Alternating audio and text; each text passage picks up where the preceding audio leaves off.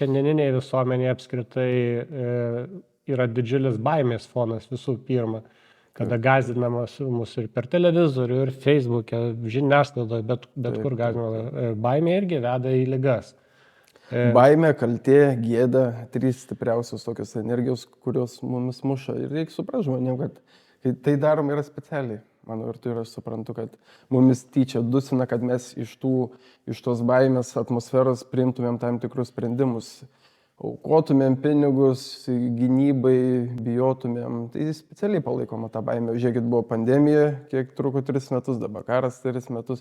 Ir visą laiką kažkas kaltas, gėda, jeigu kažkas priešinas, ir baimė. Ir jie nori, kad mes iš tos baimės ir tos sprendimus ir priimtumėm. Bet čia yra labai gerai, kad mumis taip dusina. Jeigu žmogus nori tobulėti, augti, tai jisai grūdinas, jisai kelia savo klausimus, jisai gali tapti neutralus tai baimiai. O kaip man šią dieną, aš tikrai neturiu ko bijoti.